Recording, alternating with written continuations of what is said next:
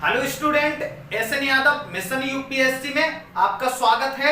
आज हम चर्चा करेंगे कि यूपीएससी की तैयारी शुरू कैसे करें, यूपीएससी की तैयारी की स्ट्रैटेजी क्या होनी चाहिए, यूपीएससी की प्रिपरेशन स्टार्टिंग में किस तरीके से होना चाहिए, तो यूपीएससी की प्रिपरेशन किस तरीके से करनी चाहिए उसको हमने 6 और 7 भागों में डिवाइड किया हुआ है। 7 भागों में डिवाइडिकेशन के माध्यम से हम समझने का प्रयास करेंगे और आपको समझाने का भी प्रयास करेंगे कि यूपीएससी की प्रिपरेशन शुरू कैसे करें। तो पहला, जैसा कि सबसे पहले आपको क्या करना है कि सबसे पहले एग्जाम की पूरी जानकारी होना बहुत जरूरी है। सेकंड, एग्जाम में आने वाले सिलेबस को समझें। थर्ड, रणनीति और स्टडी की सामग्री को इकट्ठा करें। फोर्थ, एकाग्रता से पढ़ाई करें, यानी रेगुलरिटी से कंटिन्यू बेस पर। ये नहीं करना है कि आज स्टडी कर लिया, कल स्टडी कर लिया, परसों स्टडी नहीं करेंगे, हफ्ते भर स्टडी कर लिया फिर हम नेक्स्ट वीक में स्टडी करेंगे, ऐसे नहीं चलेगा। फिफ्थ नंबर पर पढ़ाई के साथ लेखन करना बहुत जरूरी है। लेखन मतलब राइटिंग करना बहुत जरूरी है। 6 नंबर पर बार बार मॉक टेस्ट जरूर दें। 7 नंबर, रोजाना न्यूज़पेपर और मैगजीन को जरूर पढ़ें। अब बात कर लेते हैं, थोड़ा सा समझने का प्रयास करते हैं कि सबसे पहले एग्जाम की जो पूरी जानकारी है वो हमें किस तरीके से हो और वो हमें क्या है, क्या ये जानकारी है क्या, और हमें ये जानकारी कैसे मिलेगी। ठीक है, तो जैसा एग्जाम की पूरी जानकारी होने का मतलब है कि यूपीएससी का जो पैटर्न है, पैटर्न का मतलब कि यूपीएससी पैटर्न, ठीक है, यूपीएससी पैटर्न का मतलब, पैटर्न का मतलब कि कितने स्टेज में एग्जाम होता है और एक स्टेज बाय एग्जाम जो होता है उसमें कितने सब्जेक्ट होते हैं और पेपर क्या होते हैं, वो यहां पर ये लाइन शो कर रही है। ठीक है, सबसे पहले एग्जाम की पूरी जानकारी होना। अब एग्जाम की जानकारी होने का मतलब क्या है, क्या है दोस्तों? मतलब यही मतलब है कि एग्जाम की जानकारी होने का सिंपल सा मतलब कि आप उसको पैटर्न को समझिए, यूपीएससी एग्जाम के पैटर्न को समझिए।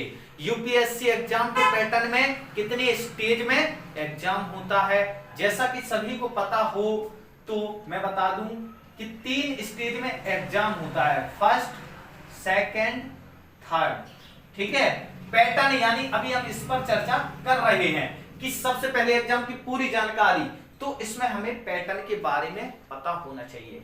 तो पैटर्न की बात करें तो पैटर्न आया तो ये 3 स्टेज पर एग्जाम होता है। ठीक है, ये हमारी स्टेज है, 3 स्टेज पर एग्जाम हो रहा है। अब जो पहली स्टेज है वो क्या है? वो है हमारा प्रीलिम्स। ठीक है, ये हमारा प्रीलिम्स है, यानी कि प्री एग्जाम्स जिसको हमें क्वालिफाई करना होता है। सेकंड स्टेज जो है वो है हमारा मेंस का, ये हमारा मेंस का स्टेज है। और थर्ड जो स्टेज है वो है हमारा इंटरव्यू का स्टेज। ठीक है, इंटरव्यू का स्टेज। इन 3 स्टेज में यूपीएससी का पैटर्न बना हुआ है। अब इन 3 स्टेज के जरिए से हम एग्जाम्स को फाइनली क्वालिफाई करके हमारा मेरिट लिस्ट में नाम आता है, जिसमें हमें यह पता चलता है कि हम आईएएस आईपीएस बन चुके। तो पहले स्टेज में प्री तो हो गया। अब प्री का क्या मतलब है? प्री का मतलब क्या है? प्रीलिम्स एग्जाम्स तो यहां तक कि बच्चे समझ रहे हैं कि क्वालिफाई करना है, पर किस तरीके से क्वालिफाई करना है? क्या रेलवे के तरीके से एग्जाम होगा, किस तरीके से एग्जाम होगा, तो उसी को हम जानने का प्रयास करते हैं। तो इसमें जो है वो हमारे 2 पेपर होते हैं, 2 पेपर होते हैं हमारे प्री में। अब जो 2 पेपर होते हैं वो किस तरीके के होते हैं? क्या हमें एक दिन पेपर छोड़ के दूसरे दिन भी पेपर देना पड़ता है? तो नहीं, ये हमारा 1 डे एग्जाम होता है, यानी कि एक दिन का ही एग्जाम होता है। अब इसमें क्या होता है कि पहला पेपर जो होता है वो होता है हमारा जीएस का। जीएस यानी कि जर्नल स्टडीज मीन कि आपको इसमें मेरिट के लिए यानी कि क्वालिफाई करने के मेरिट के लिए ये आपको पहला पेपर होता है। इसमें आपको कहां से क्वेश्चन बनेंगे, इसमें आपका हिस्ट्री का क्वेश्चन आएगा, करंट अफेयर्स का क्वेश्चन आएगा, पॉलिटिकल साइंस का क्वेश्चन आएगा, जियोग्राफी का आएगा, ठीक है, सामान्य विज्ञान का क्वेश्चन आएगा। ये है हमारा जीएस। और जो सेकंड पेपर है हमारा वो है हमारा सी सेट का सेकंड पेपर है। अब सेकंड पेपर को भी जीएस सेकंड बोलते हैं, पर मैंने डाउट्सनेस ना रहे आपके साथ इसलिए मैंने बताया है कि इसको सी सेट का पेपर बोलते हैं। सी सेट का पेपर बोल सकते हैं, मैथ्स का पेपर बोल सकते हैं, मैथ्स रीजनिंग प्लस कॉम्प्रिहेंशन, ठीक है। सी सेट का फुल फॉर्म है सिविल सर्विसेज एप्टीट्यूड टेस्ट, ठीक है। अब इसका एक और सिंपल सा मतलब समझें कि जो सेकंड पेपर है इसमें हमें कितने मार्क्स चाहिए, तो मैं सिंपल सा बताऊं तो इसमें हमें सिर्फ 33% ही चाहिए। अब ये कितने का आता है, 200 मार्क्स का आता है, इसका अब 33% लीजिएगा, ठीक है। और यहां पर ये भी हमारा 200 मार्क्स का ही पेपर होता है। इसमें हम आपको कहें कि इसमें आप जितना अच्छा हो सके उतना स्कोर लाएं, पर ये भी नहीं करना है, आपको ज्यादा स्कोर के बारे में नहीं सोचना है, क्योंकि यहां पर आपको सिर्फ क्वालिफाई करके इस वाली स्टेज में आना है। मेंस के लिए ये पेपर लिया जाता है प्री का, कि आप मेंस का पेपर लिखेंगे या मेंस की स्टेज यानी सेकंड स्टेज में पहुंचेंगे या नहीं पहुंचेंगे। तो आपको यहां पर मैं कहूं कि अगर देखा जाए मेरिट के बेस पर तो 2015 से लेकर के जो 2022 तक का मेरिट बन चुका है, इसमें आपको ज्यादा से ज्यादा अगर आप अच्छे स्कोर वाले स्टूडेंट हो गए, आप अच्छे से पढ़ सकते हो तो आप ठीक है, आप 75 क्वेश्चन कर लीजिएगा, ठीक है। पर ये डाउट्स नहीं होना चाहिए। अगर ये क्वेश्चन आपके डाउटली हैं कि मुझे ये हो सकता है आंसर, ये नहीं हो सकता है, तो यहां गलत हो जाएगा। तो आप यहां पर अगर डाउटली हो, डाउटनेस आपको है, तो 75 तक आपको नहीं जाना है। आप सिंपल सा है कि 60 क्वेश्चन तो आप कर ही लीजिए मेरे प्यारे दोस्तों, 60 क्वेश्चन तो आप करके ही आइएगा। इतना तो आपको पढ़ के जाना ही है कि आप 60 क्वेश्चन तक अटेम्प्ट कर पाए। जब आप 60 करते हैं तो यानी कि 120 तक पहुंचते हैं, और मेरिट यहां से जनरली 120 तक उठ भी सकती है, यानी कि अपर जा सकती है। पर यहां तक अगर मैं कहूं कि एक आपको मैनेजमेंटली और मेंटेनेंसली आपका 120 एवरेज स्कोर रहे तो आपके चांस बहुत बढ़ जाते हैं। 95% चांस है आपके कि आप इसको क्वालिफाई करके मेंस का पेपर लिख सकते हैं। अब एक और बात कर लेते हैं, ये जो जीएस की कॉपी होती है ना, यानी कि जो आप ऑप्शन वाइज, तो पहली बात पेपर होता है इसका, ठीक है, ऑप्शनल क्वेश्चन आते हैं ऑप्शन वाइज, जिसमें आपको टिक मारना पड़ता है, ए बी सी डी ऐसे होते हैं। अब इसमें एक क्वेश्चन दिया होता है, उसका आपको आंसर यहाँ पर क्लिक करना है, ए सही है या बी सही है, सी सही है, डी सही है, जो आपको सही लग रहा है उस ऑप्शन को सर्किल फिल कर दीजिए, ठीक है। और अब एक और बात करें कि इसकी जो कॉपी होती है ना, जीएस सेकंड यानी कि प्रीलिम्स का जो फर्स्ट पेपर है, इसकी कॉपी आपकी तभी चेक होगी जब आप सी सेट क्वालिफाई होंगे। सी सेट क्वालिफाई का मतलब एक ही दिन में पेपर दोनों हो रहे हैं, पर आपकी कॉपी तभी चेक होगी जब ये आप क्वालिफाई होंगे। अब आप कहेंगे कि सर डाउट क्या है, ये डाउट रह गया, तो मैं सिंपल बताऊं आपको कि पहली जो कॉपी चेक करता है एग्जामिनर, वो उठाता है आपकी सी सेट की। अगर आप सी सेट क्वालिफाई हो तो फिर वो आपकी जीएस की कॉपी को टच करेगा। अगर आप इसी में फेल हो 33% का, अगर आपका 32.11 कुछ परसेंट में आया तो आप यहाँ डिस्क्वालीफाई हो। और जब आप यहाँ डिस्क्वालीफाई हो जाते हो तो ये कॉपी में अगर आप में 200 में से आपके 180 या 200 ही मार्क्स क्यों ना हो, एग्जामिनर यहाँ पर मास्टर आपकी कॉपी चेक नहीं करेगा। ठीक है। और प्री का जो एग्जाम्स होता है वो हमारा सेकंड स्टेज में पहुंचने के लिए ही होता है। तो इतना क्लियर हो गया है। अब हम बात करेंगे कि जो मेंस है वो क्या है। तो मेंस का जो पेपर है वो किस तरीके से होता है और मेंस में हमें क्या क्या चीजें करनी होती हैं। तो मेंस का पेपर हमने बताया कि इसको क्वालिफाई करने के आता है और इसमें हमारे 9 पेपर होते हैं, जिसमें से 2 पेपर ऐसे होते हैं जो सिर्फ क्वालिफाई नेचर के ही होते हैं।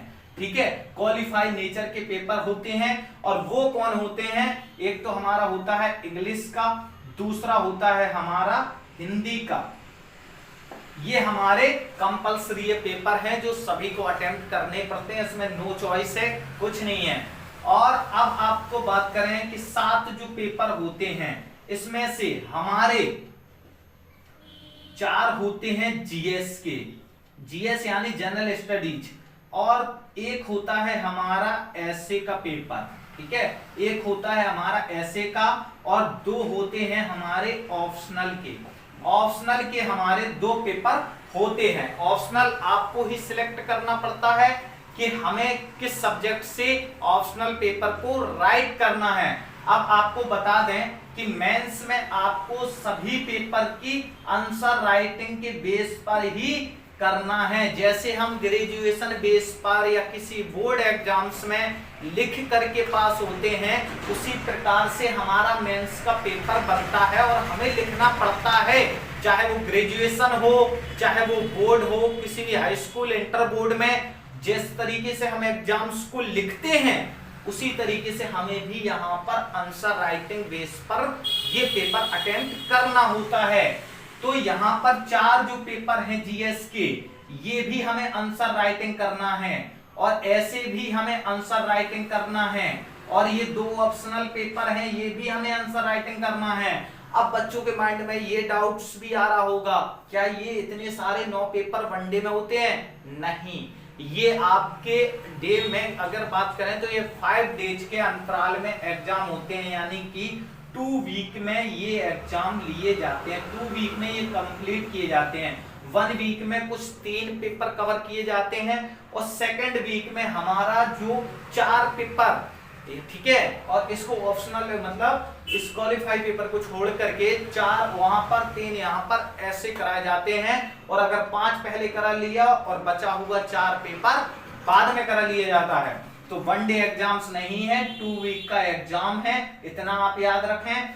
और इसकी जो टाइमिंग रहती है पेपर की, मार्क्स की बात करें तो 250 इतने का ये पर पेपर होता है। इंग्लिश और हिंदी को छोड़ करके ये होते हैं हमारे 300 मार्क्स के। ठीक है, आप बात करते हैं कि हमारा जीएस का किस तरीके से होता है। तो जीएस 4 आते हैं जिसमें आपको हिस्ट्री, इंग्लिश वगैरह पर हिस्ट्री भी आपको कवर करना है, जियोग्राफी भी, करंट अफेयर्स भी, एनवायरनमेंट, इकोलॉजी भी। ऐसे का आपको सिर्फ निबंध का ही पेपर करना है। और ऑप्शनल वो है जो आपको खुद सिलेक्ट करना है कि मुझे ऑप्शनल किस सब्जेक्ट से करना है, उसको ही आप, मेरा पर्सनल आपके लिए सजेशन है बच्चों कि आप ऑप्शनल उसी को सजेस्ट करें, उसी को सिलेक्ट करें जिसमें आप अव्वल हो, पढ़ने में आपका इंटरेस्ट हो, उसी को आप ऑप्शनल सिलेक्ट करें। ठीक है, ये हो गया हमारा मेंस का। अब एक और बात कर लेते हैं थोड़ा सा कि इंग्लिश और जो हिंदी का पेपर है इसका रोल क्या है, ये एग्जाम्स में ये रखा क्यों है। यूपीएससी है जो उसने रखा क्यों है। यूपीएससी इतना सोचने वाली चीज है, बहुत पॉजिटिव सोचती है। और अगर उसको क्वालिफाई करना है ना, यूपीएससी को अगर क्वालिफाई करना है तो हमें भी पहले ये सोचना है कि हम यूपीएससी के थ्रू ही सोचें, यूपीएससी से अलग नहीं सोचना है। अगर आप यूपीएससी से अलग सोचते हो तो आप यूपीएससी में सिलेक्शन नहीं ले पाओगे दोस्तों। तो आप इतना ध्यान रखें कि ये एग्जामिनर ने या यूपीएससी ने इसलिए रखा है कि आप पहले इन पेपर को क्वालिफाई कीजिए, तभी आपकी ये 7 कॉपियां जो आपकी मेन जड़ है, मेरिट बनाएगी, उसी को चेक तभी किया जाएगा जब आप इन 2 पेपर में क्वालिफाई होते हो। ठीक है, और इसको क्वालिफाई होने के बाद आपको कहां पहुंचना है उसकी बात हम कर लेते हैं। ठीक है, इतना आपको समझ में आ गया होगा। अब जो इंटरव्यू है इसमें हम कब पहुंचेंगे, जब हम यहां से क्वालिफाई होने के बाद हम इंटरव्यू में प्रवेश तब करते हैं जब हमारा, जैसे अगर उन्होंने कहा कि हमें इंटरव्यू में मात्र 2000 एस्पिरेंट ही चाहिए, यूपीएससी ने कहा 2000 एस्पिरेंट ही चाहिए, तो 12000 ने अगर यहां पर एग्जाम दिया था मेंस का, तो यहां पर बचे कितने, 2000, और 8 से 10,000 बच्चों को तो बाहर ही कर दिया। ठीक है, 10,000 बच्चे बाहर हुए, 2000 को यहां बुलाया। अब आप समझ सकते हैं कि जिनने मेंस लिखा था उसमें से 10,000 बाहर, 2000 को बुलाया गया, इंटरव्यू लिया जाएगा। अब इंटरव्यू किस प्रकार का लिया जाएगा, इंटरव्यू की प्रिपरेशन आप मॉक इंटरव्यू देकर के ही करें, और जब आपका मेंस हो जाए तो आप पर्सनालिटी पर बहुत फोकस करें। मेंस के टाइम पे तो आप लगे रहिए, धड़ाधड़ इतना मेहनत कीजिए कि जितने ज्यादा हो सके उतना ज्यादा पढ़ें, और इंटरव्यू की प्रिपरेशन के टाइम पे आपको पढ़ना कम है, अच्छे से, बहुत अच्छे से आपको एक एंजॉयली, बिल्कुल जिस तरीके से हम डेली का रूटीन हमारा होता है। अगर किसी बच्चे से कहे कि आप पढ़ाई नहीं करता है या पढ़ाई मत कर, तो वो क्या करेगा, खेलेगा, जॉगिंग करेगा, क्रिकेट खेलेगा, दोस्तों के साथ घूमेगा, वही आपको करना है। पर किस दोस्तों के साथ घूमना है, ऐसे लफाड़ियों के साथ मत घूमना है, उनके साथ घूमना है जो एजुकेटेड हैं और सोसाइटी लेवल के हैं, जो आपको लगे कि ये इंटरव्यू में हमें, अगर हम इनके साथ घूमेंगे तो इंटरव्यू लैंग्वेज और अच्छे से हमारा परफॉर्मेंस हो सके और हमें इनसे कुछ जानकारी मिल सके। उन स्टूडेंट के साथ, उन दोस्तों के साथ आप घूमिएगा और जॉगिंग भी कीजिएगा, जिससे आपकी फिटनेस हो, ये तोंद मोंद वगैरह न निकल के आए, क्योंकि यहाँ पर पर्सनालिटी टेस्ट है, पूछाई होती है थोड़ा सा, बाकी आपकी डेली रूटीन क्या है, आपकी पर्सनालिटी क्या है, इस पर आपका ये इंटरव्यू होता है। ठीक है, अब यहां तक तो हमने समझ लिया। ठीक है, हमारा जो फर्स्ट वाला रहा है उसको हमने कवर कर लिया है कि सबसे पहले एग्जाम की पूरी जानकारी। तो एग्जाम की हमने पूरी जानकारी ले ली कि हमारा एग्जाम किस तरीके से होता है, कितने स्टेज में हमारा एग्जाम होता है और किस तरीके से पेपर आते हैं, ये सब चीजें हमने कवर कर ली हैं। ठीक है, अब हम बात करेंगे सेकंड के बारे में कि एग्जाम्स में आने वाले सिलेबस को समझें। आप जो सिलेबस है उसको, सिलेबस को पहले तो आप, ठीक है, पहले आप सिलेबस को पहले आप क्या करना है, आपको सिलेबस को पहले आप एक फोटो कॉपी निकलवा लीजिए या फिर आप गूगल से डाउनलोड कर लीजिए। एक सिलेबस इंपोर्टेंटली मैं भी एक वीडियो बनाऊंगा जिसमें सिलेबस को बारे में मैं डीप तरीके से बताऊंगा कि कहां पर कितने क्वेश्चन क्या क्या क्या करना चाहिए। तो आप सिलेबस को पहले अपना बिल्कुल छाप के रख लीजिए, या फिर जो आपका इंपोर्टेंट है, डायरी है, कुछ है, उसमें सिलेबस को रख लीजिए और लिख करके रख के बढ़िया याद कीजिए, याद कर लीजिए। जितना ज्यादा आपको सिलेबस याद होगा ना उतनी ही आपकी तैयारी आसान होगी। तो सिलेबस पर बेहद पकड़ होना भी जरूरी है। ठीक है, अब बात करते हैं तीसरा, रणनीति और स्टडी की सामग्री इकट्ठी कैसे करें। ठीक है, तो आपको बहुत से ऐसे YouTube पर वीडियो मिल जाएंगी जो डेली सामग्री और इकट्ठा स्टडी मटेरियल, फलाना रणनीति क्या है, ऐसे ऐसे बताएंगे। तो आपको किसी एक क्लास को ज्वाइन कर लीजिएगा, मेरी भी क्लास आप ज्वाइन करके रख लीजिएगा, बिल्कुल कंटिन्यू चलेंगे, हम लोग पढ़ाएंगे भी और आगे ऐसे ही एक स्ट्रैटेजी बेस पर यूपीएससी के प्रिपरेशन के लिए आगे बढ़ते रहेंगे।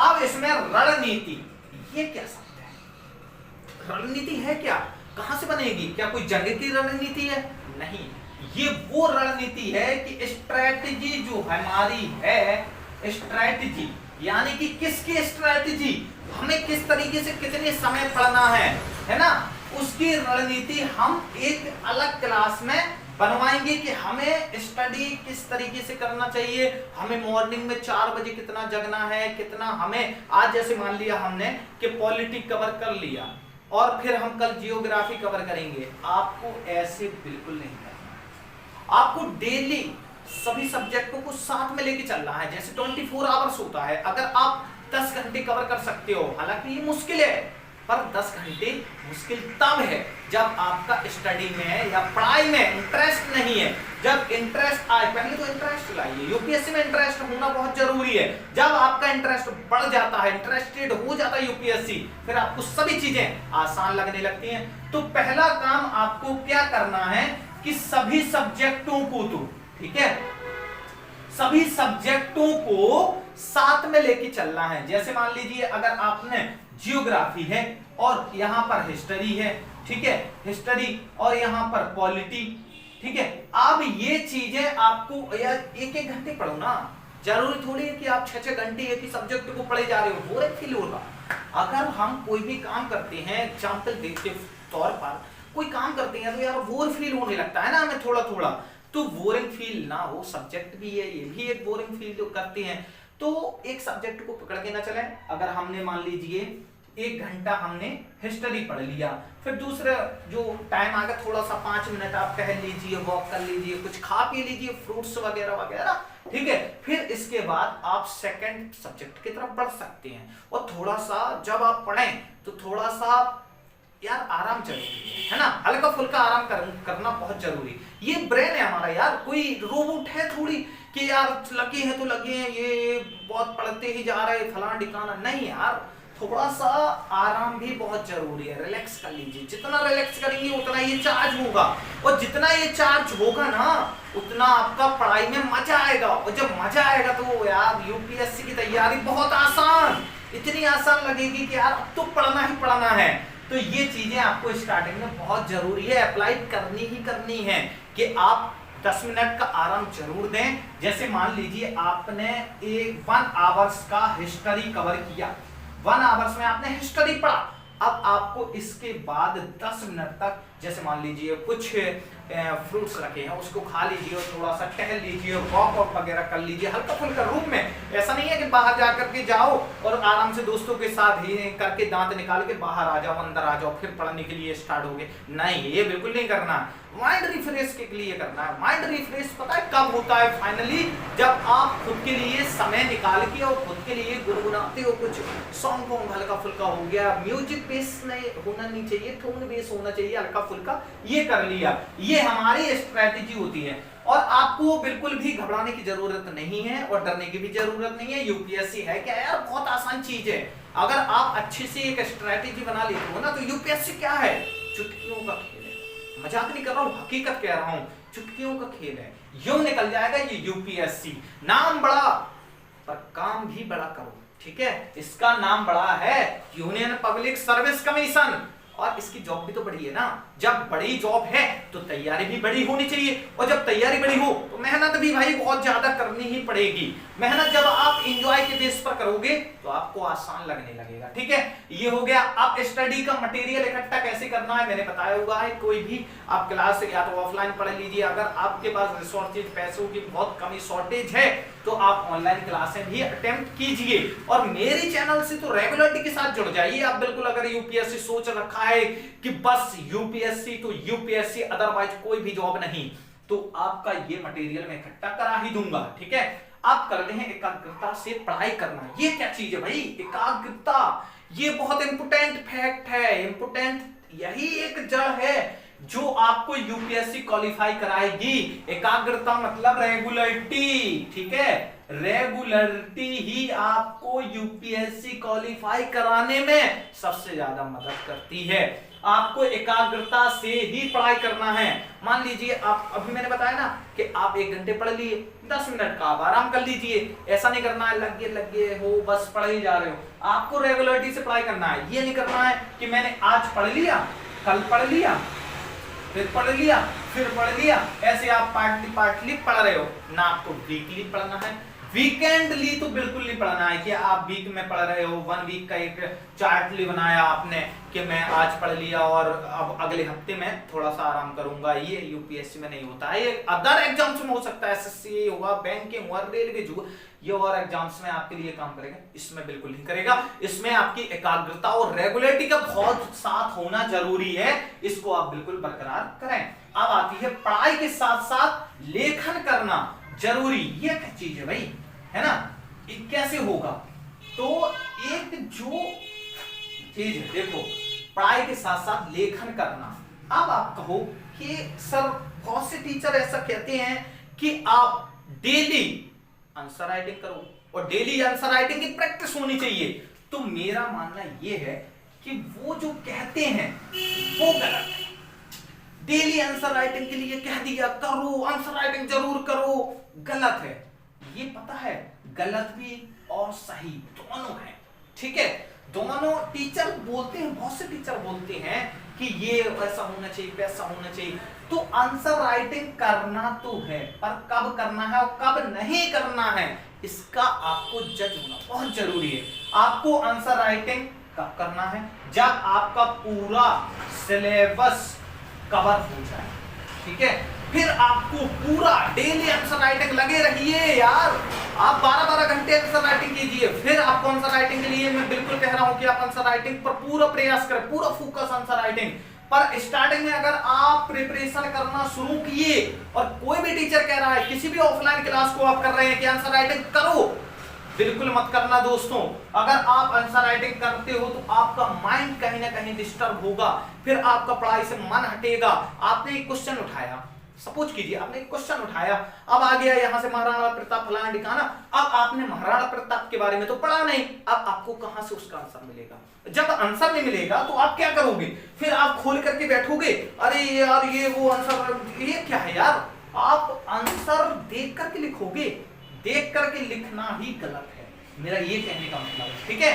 तो पहले आपको पढ़ाई के साथ साथ लेखन करना है, जरूरी है, पर किस तरीके से? जैसे आप पढ़ रहे हो, मेरी क्लास आप लोगे, ठीक है, उसमें मैं जो लिखा रहा हूं, जो चीजें नोट करा रहा हूं, उसको आप साथ में लिखते जाओ, ठीक है। इससे आपका क्या होगा? एक तो हैंड सेट होगा, ठीक है, राइटिंग सेट होगी, ये बहुत इंपोर्टेंट है। जब आपका सारा सिलेबस कवर हो जाए फिर आप आंसर राइटिंग में जुट जाइए। राइट, एक साल का अगर आपका मटेरियल स्ट्रेटजी है तो आप एक साल के बाद आंसर राइटिंग पूरा फोकस करें। पर आपको लग रहा है कि यार एक टॉपिक मैंने कवर कर लिया, इसकी मैं आंसर राइटिंग कर लूं, तो ऐसा कर सकते हैं। पर ये चीजें अगर आपको लग रही हैं कि मैं कवर कर सकता हूं तो आप करिए, वरना आप बिल्कुल पहले तो सिलेबस कवर करें, आंसर राइटिंग पर बिल्कुल फोकस पहले से ही ना बैठ जाएं। राइटिंग कौन सी करनी है मैंने बताया हुआ है, जो भी टीचर्स मास्टर आपको पढ़ा रहा है उसके साथ ही लिखना जारी रखें, इससे आपका हैंड सेट होगा। आंसर राइटिंग में आपको प्रॉब्लम नहीं है। ऐसे नहीं कि बस बैठ गए और टीचर पढ़ाए जा रहा है बेचारा बोले जा रहा है, आप बस बैठ गए और प्रिंट आउट निकलवा लिया। यार टीचर ही तो है, पढ़ा रहा है, प्रिंट आउट निकलवा लेंगे, फिर इसको पढ़ लेंगे, रिवाइज कर लेंगे। वो चीज जो सोच रहे हो वो गलत है, ठीक है। अब बात करते हैं कि बार बार मॉक टेस्ट दीजिए, ये हमें कब देनी चाहिए?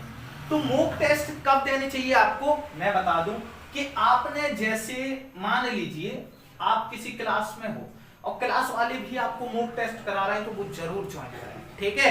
और अगर आप ऑनलाइन पढ़ रहे हो या फिर आप खुद से सेल्फ पढ़ रहे हो तो आप पहले तो एक, जैसे मान ली हिस्ट्री है, ठीक है, हिस्ट्री हुआ, हिस्ट्री का एक टॉपिक आपने कवर किया, उस एक टॉपिक का आप मॉक ले लीजिए, खुद से ले लीजिए और खुद से चेक कर लीजिए क्या मैंने इतनी राइटिंग की है या फिर ऑप्शन वाइज हुआ, ये सही है या गलत है, खुद को सेटिस्फाइड कीजिए। और ये मॉक टेस्ट की हो गई। अब बार बार कब देना है आपको? बार बार जब देना है जब आपका सिलेबस कवर हो जाए, फिर आपको पूरा मॉक टेस्ट पर ही पूरा फोकस करना है, ठीक है। ये हो गया। अब आपको रोजाना न्यूज़पेपर और मैगजीन जरूर पढ़ना है। ये क्यों पढ़ना है यार? अब आप कह रहे हो नए शब्द, जो नए स्टूडेंट है, मैगजीन है क्या यार? आपने सुना होगा कुरुक्षेत्र हो गया, फलाना ढिकाना हो गया, करंट अफेयर्स हो गया, ये वही चीज है, करंट अफेयर्स को कवर कराने वाली चीज है मैगजीन, ठीक है। इसमें आपको करंट मिलेगा। और डेली का जो न्यूज़पेपर है वो कौन सा पढ़ना चाहिए? अगर आप हिंदी माध्यम से हो तो आपको हिंदी माध्यम में सबसे बेस्ट है दैनिक जागरण का, दैनिक जागरण, दैनिक जागरण का आप न्यूज़पेपर पढ़ लीजिएगा। बिजनेस स्टैंडर्ड आप अगर आपको थोड़ा सा लग रहा है कि इकोनॉमी इसमें नहीं मिल रहा है तो आप बिजनेस स्टैंडर्ड भी पढ़ सकते हैं, बिजनेस स्टैंडर्ड, ठीक है। और अगर आप इंग्लिश मीडियम से हो तो आपको द हिंदू ही पढ़ना है, ठीक है, the Hindu best, the Hindu बहुत बेस्ट है। अब हिंदी माध्यम का बच्चा है तो इसको यहाँ पर द हिंदू कह दूं तो वो यहाँ पर समय वेस्ट करेगा। तो दैनिक जागरण हिंदी माध्यम के लिए और इंग्लिश माध्यम के लिए द हिंदू। और मैगजीन की बात करें तो मैगजीन आपको करनी है क्रॉनिकल की।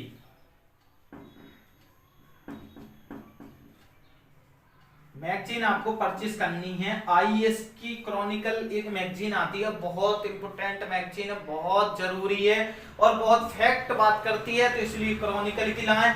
दृष्टि की अगर आपको लग रहा है कि हाँ यार पढ़नी चाहिए तो पढ़ सकते हैं, वरना क्रॉनिकल से बेस्ट मैगजीन कोई नहीं है। मैं खुद क्रॉनिकल मैगजीन पढ़ता हूं, इसलिए आपको सजेस्ट कर रहा हूं कि क्रॉनिकल की मंथली मैगजीन लाएं।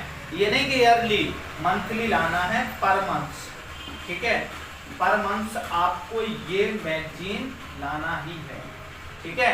अब आपके शायद ये चीजें डाउट हो गए होंगे क्लियर कि यूपीएससी की तैयारी कैसे करें। अगर फिर भी कोई डाउट्स होता है आप ज्यादा से ज्यादा तो पूछिएगा, कमेंट बॉक्स में कमेंट डालिए कि आपको इसमें कोई डाउट्स रह गया है या नहीं रह गया है। अच्छा लगा तो भी कमेंट कीजिए और इसमें अगर कोई डाउट है तो भी कमेंट कीजिए और जुड़े रहिएगा चैनल से।